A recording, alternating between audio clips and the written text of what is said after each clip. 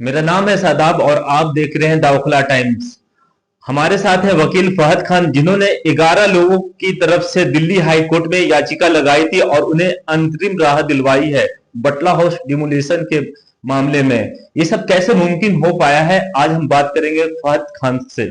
ये सब कैसे मुमकिन हो पाया, आप हमें विस्तार से जरूर बताएं। देखिए, ये हमने कल जो पिटीशन फाइल करी, इसको रिकॉर्ड टाइम में लिस्ट कराया और 11 पिटिशनर्स।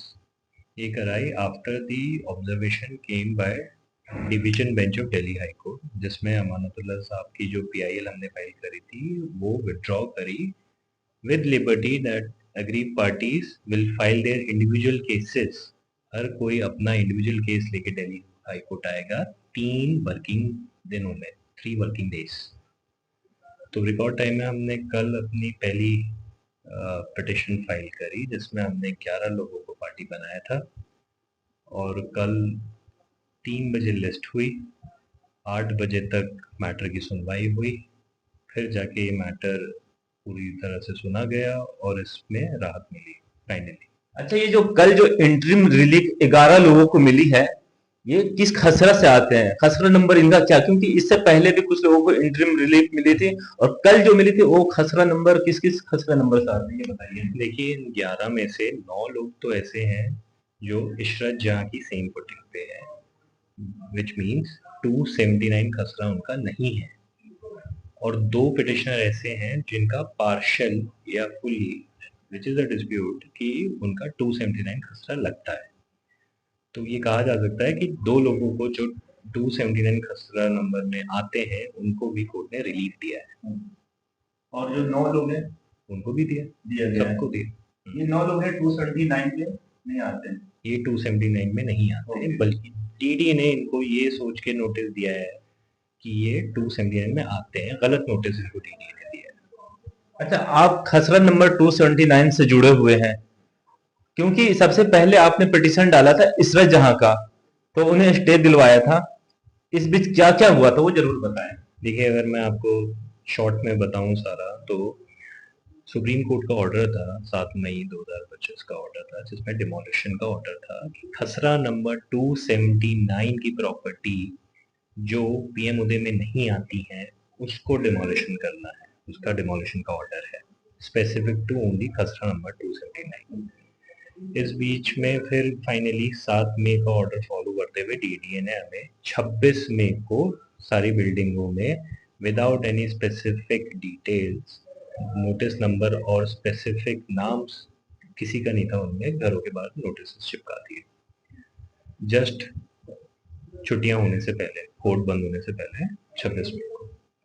जब 26 मई को ये नोटिस लिस्ट हुए तो एक पैनिक सिचुएशन क्रिएट हुई, सबका अपना अपना राय थी कि इसमें क्या करनी चाहिए। तो वन सेट ऑफ पिटिशनर, काफी लोग इसमें मिलके सुप्रीम कोर्ट गए।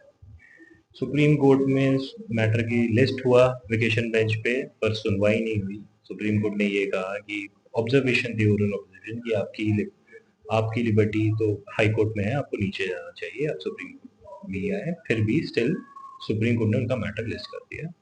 और जब सुनवाई हुई तो उसमें सिर्फ डेट बढ़ गई 15 जुलाई की, ये कहते हुए कि ये मैटर रोस्टर रेगुलर बेंच सुनेगी और without any stay, without any interim relief this order pass.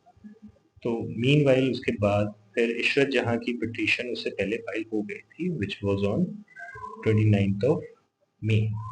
Hearing पे आते आते उसको 4 जून लगी। 4 जून में वेकेशन बेंच में दिल्ली हाई कोर्ट में हमने बहस करी कि इशरत जहां की प्रॉपर्टी 279 नहीं लगती है, और तो और वो पीएम उदय स्कीम में भी कवर है। ये फाइंडिंग देखते हुए vacation bench, honourable vacation bench Delhi high court ने हमें स्टे का ऑर्डर दिया, status quo to be maintained by both the parties. Also in that very order बहुत इंपॉर्टेंट ऑब्जर्वेशन आई, जहाँ पे डीडीए को डायरेक्ट करा गया to file the affidavit containing action report regarding demolition as well as complete demarcation report also, जिससे लोगों का क्या खसरा नंबर है वो सिचुएशन क्लियर हो जाएगी।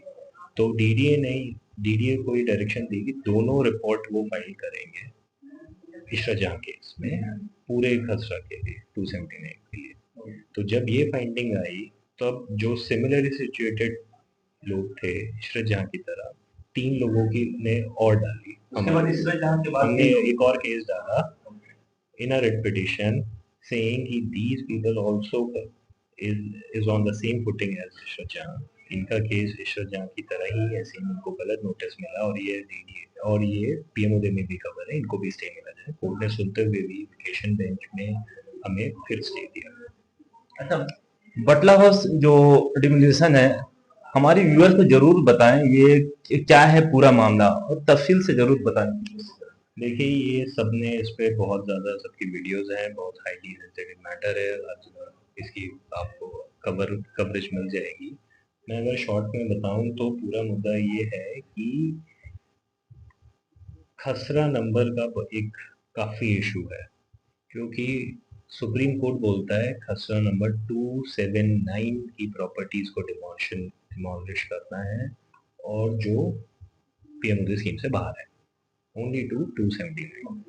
DDA is doing that they are also marking properties which are outside 279. For example, अगर किसी बाउंड्री प्रॉपर्टी 279 की बाउंड्री प्रॉपर्टी सिचुएटेड है, वो तो 279 में आ रही है, उसको तो नोटिस मिला ही मिला, पर जो साथ में वाली प्रॉपर्टी है जो किसी और खसरा में फॉल करती है, उसको भी डीडी ने नोटिस चिपका दिया। तो वो एक तो 279 से तो बाहर है ही उसकी प्रॉपर्टी, तो डीडीए ने फिर भी उसको नोटिस चिपकाया है, जिसमें ये पूरी एक्सरसाइज करी है कि डिमार्केशन रिपोर्ट ही मे बी इट्स फॉल्स।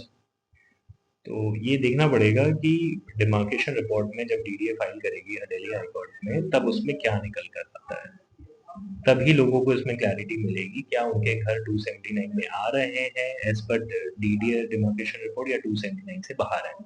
अच्छा, अब आपको क्या लगता है डीडीए डिमोलिशन करेगी? क्योंकि इंटरिम रिलीफ 11 लोगों को कल भी मिली और इससे पहले भी मिल चुकी है, क्या लगता है? देखिए, इसमें जो अमानुल्लाह साहब की पीआईएल थी, हमने फाइल करी थी, उसमें यही ऑर्डर था कि 3 दिन के अंदर अंदर वर्किंग डेज में आप जो इंडिविजुअल पिटिशनर्स एग्री पार्टीज है वो मूव करें। तो विच मीन्स कि सबको एक साथ तो स्टे नहीं मिल सकता, अलग अलग ही जाके सबको। अच्छा, अभी और भी रिलीफ मिलने की चांसेस है? मिलने के चांसेस हैं, क्योंकि ये बहुत बड़ी प्रॉपर्टी है खसरा नंबर 279 की, इसमें बहुत सारे घर आते हैं, तो काफी लोगों को तो मिल चुका है, पर फिर भी अभी भी काफी लोग हैं जिनको नहीं मिला है, और आज भी हमारे पास लोग आए हुए हैं, हम उनकी पिटिशन रेडी कर रहे हैं, will be filing those petitions. लोगों को अब क्या करना चाहिए जिससे शांति माहौल हो, क्योंकि घबराए हुए वहां के लोग?